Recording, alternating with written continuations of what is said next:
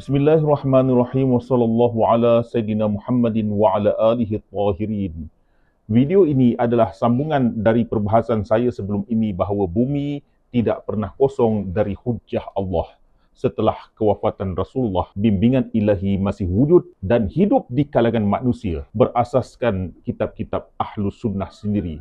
Saya ulang kembali, asas perbahasan terdahulu terdapat riwayat yang masyhur namun jarang dihuraikan di minbar agama arus perdana, sehingga menyebabkan masyarakat Muslim ketinggalan dalam memahami topik imamah, khalifah Allah atau kepimpinan ilahi. Riwayat tersebut ialah pesanan Ali bin Abi Talib alaihi salam kepada Kumail bin Ziyad, la takhluwal ardu min qaimi lillahi bihujjah. Tidak kosong bumi dari orang yang menegakkan hujjah bagi Allah, iaitu orang yang menunjukkan kebenaran Tuhan menjadi salah satu asbab hidayah menjaga agama Allah. Anda boleh rujuk pada video saya ini, boleh search tajuk Punca Gagal Memahami Imam Mahdi, Khalifah dan Kepimpinan Ilahi. Di dalam video tersebut saya menimbulkan persoalan. Kalaulah imamah atau khalifah Allah bukan termasuk dalam asas agama, maka hadis-hadis yang menegaskan kepimpinan ilahi ini datang dari mana? Bukankah ia berkait langsung dengan kesinambungan risalah Nabi? Jadi perbahasan ini bukan bertujuan menimbulkan kekeliruan, tetapi untuk mengajak umat kembali kepada teks-teks hadis yang telah lama wujud namun jarang diangkat oleh pendakwah arus perdana.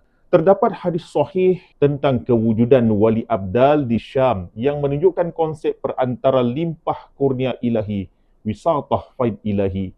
Kewujudan wali abdal ini sebenarnya membantu kita memahami bahawa Allah menyampaikan hidayah dan pertolongannya melalui insan pilihan. Anda boleh rujuk video saya berjudul Wali Abdal menurunkan hujan dan bantuan. Tak perlu saya ulang lagi hadis tersebut. Hadis-hadis Ahlus Sunnah juga menyebutkan bahawa bilangan khalifah setelah Rasulullah sehingga hari kiamat ialah 12 orang, tidak lebih dan tidak kurang. Dan kesemuanya dari kalangan kaum Quraisy. Hadis ini disebut sendiri oleh Ibnu Taimiyah dalam Minhajus Sunnah An-Nabawiyah, jilid ke-8 muka surat 238 ketika ia menukilkan hadis sahih dari Jabir bin Samurah. Wa fi sahihaini an Jabir bin Samurah anna Nabi sallallahu alaihi wasallam qala, di dalam kitab Sahih Al-Bukhari dan Sahih Muslim diriwayatkan dari Jabir bin Samurah bahawa Nabi sallallahu alaihi wasallam bersabda, la yazalu hadzal amru azizan ila 12 khalifatan kulluhum min Quraisy.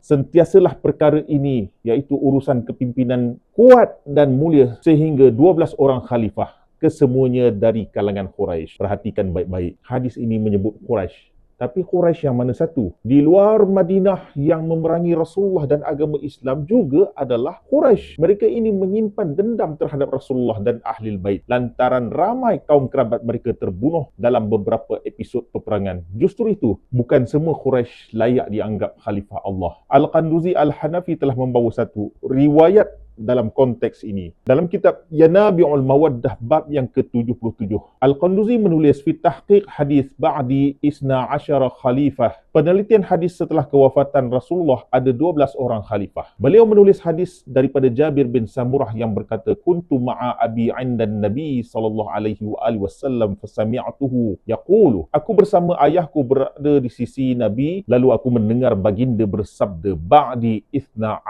khalifatan summa akhfa sautahu. Setelah aku akan ada 12 orang khalifah, kemudian baginda merendahkan suaranya. Faqultu li abi mallazi akhfa sautahu. Qala kulluhum min Bani Hashim. Lalu aku bertanya kepada ayahku, apakah yang baginda sebut tatkala baginda perlahankan suaranya? Ayahku menjawab, baginda bersabda, kesemua mereka dari Bani Hashim. Timbul pula isu perlahankan suara. Apa keperluan untuk perlahankan suara itu? Apa sebabnya? Ini disebabkan perseteruan Quraisy terhadap Bani Hashim sudah lama diketahui, wujud dalam dada-dada mereka dan akan terlepas keluar setelah kewafatan Rasulullah.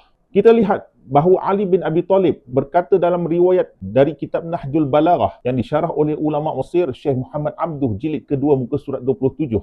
innal a'immata min Quraisyin ghurisu fi hadzal batni min Hashim la tasluhu ala siwahum. Para pemimpin berasal dari kaum Quraisy, anak benih kepimpinan telah ditanam dalam keluarga Hashim dan kepimpinan tidak layak untuk orang lain. Maknanya imamah atau khalifah itu berada dalam kalangan Quraisy dan terbatas pada keturunan Bani Hashim. Selain dari Bani Hashim, tiada suku Quraisy yang layak untuk imamah. Jadi mengapakah umat meninggalkan Bani Hashim dan siapa pula yang mereka ikuti? Sedangkan sabda Nabi tentang 12 khalifah terhad pada 12 orang dan terbatas pada Bani Hashim. Seterusnya ada hadis memberikan petunjuk tentang khalifah dari Bani Hashim dan hujah Allah sebagaimana yang telah saya bentangkan dalam video sebelum ini. Dalam kitab Yanabi'ul Mawaddah muka surat 546, Al-Khawarizmi menulis hadis Allah berfirman kepada Nabi Muhammad SAW, unzur ila yaminil arsh, lihatlah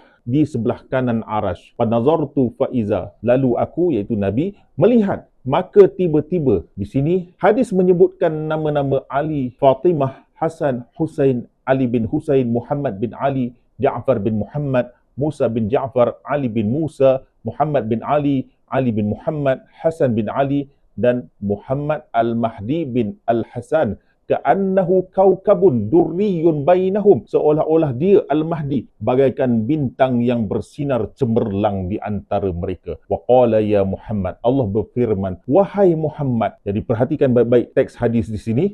Haula'i hujaji ala ibadi, mereka ini adalah hujah-hujahku ke atas hamba-hambaku. Jadi hadis ini selari dengan perbahasan kita sebelum ini. Wahum awsiyauka, dan mereka adalah wasi-wasimu. Wal mahdiyu minhum at-thairu min qatili itratika wa izzati wa jalali innahu al-muntaqimu min a'da'i wal mumiddu li awliyai. Al-Mahdi daripada kalangan mereka yang bangkit menuntut bela terhadap pembunuhan keluargamu demi kemuliaan dan keagunganku.